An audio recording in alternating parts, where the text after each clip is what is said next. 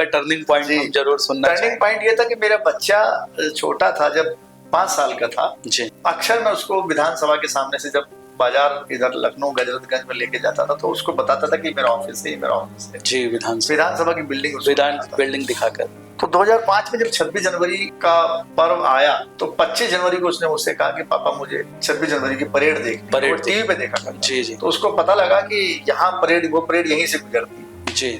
तो मैंने कहा नहीं बेटे, ये दिल्ली वाली परेड नहीं है, लखनऊ वाली परेड, तो पापा मुझे दिखाओ। तो मैं उस परेड को दिखाने उसको लेके गया और मोटरसाइकिल थी मेरे पास, मैंने मोटरसाइकिल खड़ी की और बच्चे का हाथ पकड़ के मैं गेट नंबर 7 पे पहुंचा। तो वहां जो सिक्योरिटी गार्ड थे उन्होंने मुझे रोक दिया, कहा कि आप कहाँ जा रहे हैं? मैंने कहा मैं अंदर जा रहा हूँ। कहा आप अंदर नहीं जा सकते। मैंने कहा मैं सचिवालय का कर्मचारी हूँ और मेरे पास मेरा परिचय पत्र है, आप देख लीजिए। नहीं नहीं, आपकी आज एंट्री नहीं है। अच्छा, मतलब आप कंटिन्यूअस वहाँ पे एम्प्लॉई है, डेली जा रहे हैं और 26 जनवरी के दिन कहा जी आपके दिन आज के दिन आपका प्रवेश नहीं है। अच्छा। और आप जाइए वहाँ सड़क पे खड़े होकर अपने बच्चों को परेड दिखाई। मैं बड़ा आहत हुआ इस बात से। खैर मैंने ज्यादा आर्गुमेंट नहीं किया और उन्होंने मुझे अपमानजनक व्यवहार भी किया मेरे साथ। अच्छा। मेरा बच्चा भी थोड़ा स्तब्ध रह गया इस बात को देख के कि हाँ पापा यही ऑफिस है। बाद में जब मैं थोड़ा सा जिद किया तो उन्होंने कहा कि ठीक है आप जाइए वहाँ बापू भवन जाइए और बापू भवन में खड़े होकर देख लीजिए। तो मैं बापू भवन आया तो बापू भवन में भी वही पोजीशन थी, वहाँ तो ताला ही बंद था, गेट पे कोई सिक्योरिटी मैन था ही नहीं, कुछ सिक्योरिटी वाले अंदर बैठे हुए थे। तो मैंने उनको कहा कि भाई मुझे अंदर आने दीजिए और मुझे दिखाना है बच्चे को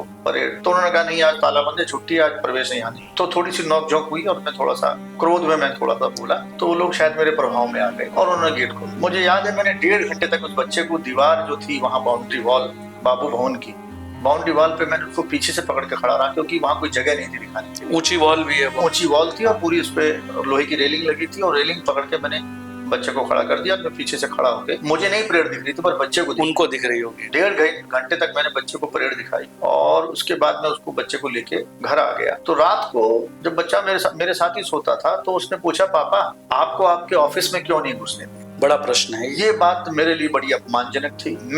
मेरी आंखों से आंसू आ गए। बड़ा प्रश्न, गंभीर प्रश्न कि इस बच्चे की बात का मेरे पास कोई जवाब नहीं, मैं इसको क्या जवाब। मैं रोज ये क्लेम करता हूँ कि मेरा दफ्तर है, मेरा ऑफिस है और आज मेरा बच्चा मुझसे पूछ रहा है कि आपको आपके ऑफिस में नहीं घुसने दिया, इसका मतलब ये आपका फॉल्ट है, आपके अंदर कोई डिमेरिट है। और इस बात ने मुझे अंदर तक झकझोर दिया और मुझे याद आ गया एक सीधे डायलॉग मेरे दिमाग में याद आया कि Indian and dogs are not allowed. British Raj में ये जो सड़कें कैंट में बनी होती थी उन पे लिखा होता था कि भारतीय और कुत्तों का प्रवेश यहाँ नहीं, उनका चलना यहाँ बना। मुझे वो बात याद आ, जब मुझे वो बात याद आ गई तो मेरा क्रोध जो है और मैं आपको बताऊं मैं पूरी रात सो नहीं पाया और पूरी रात में सोचता रहा कि मैं क्या करूं क्या मुझे करना। अगले दिन मैं ऑफिस आया और उन दिनों सचिवालय संघ का चुनाव चल रहा था और सभी प्रत्याशी अपना अपना चुनाव प्रचार कर रहे थे। तो उसी बीच में हमारे जो वर्तमान में MLC हैं श्री लालजी प्रसाद निर्मल जी, वो सचिवालय संघ का चुनाव में अध्यक्ष पद के प्रत्याशी थे। तो उसी दौरान वो दोपहर के बाद वो आए वोट के लिए निवेदन करने सबसे। तो मैंने उनको रोक लिया, मैंने उनसे ये बात उनको बताई। जब ये बात मैंने उनको बताई तो उन्होंने पूरी बात मेरी सुनी और अगले दिन उन्होंने इस खबर को पेपर में छपवाया और प्रेस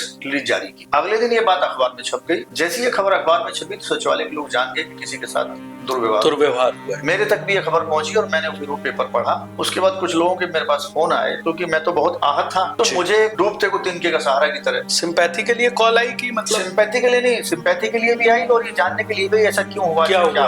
परंतु मैंने ना उसको सिंपैथी के रूप में लिया, मैंने उसको लिया कि मुझे कोई रास्ता मिल गया, मुझे कुछ करना चाहिए जी।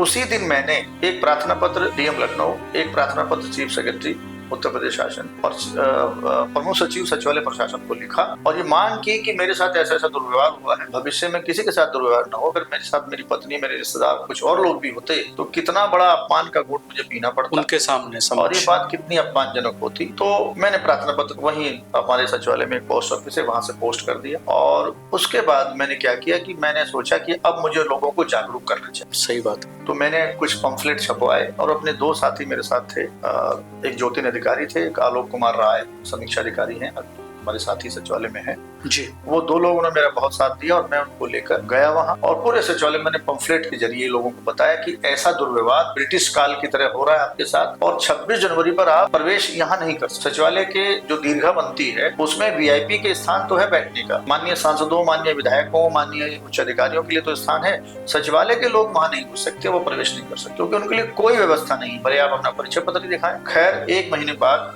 उस मामले पर मीटिंग हुई, सरकार ने इस बात को समझा और 2006 में निर्णय हो गया कि 1000 कुर्सियों की दर्शक दीर्घा अच्छा। सचिवालय विधानसभा के सामने बनेगी। तो अगले साल फिर 26 जनवरी को मैं अपने बेटे को लेकर गया वहां और मैंने 1 साल बाद उसके अपने बच्चे की बात का जवाब दिया, बेटा देखो आज तुम चलो, आज तुम्हारे लिए पूरी 1000 कुर्सियों की दर्शक दीर्घा बन गई है, आज हम सम्मान के साथ देखेंगे।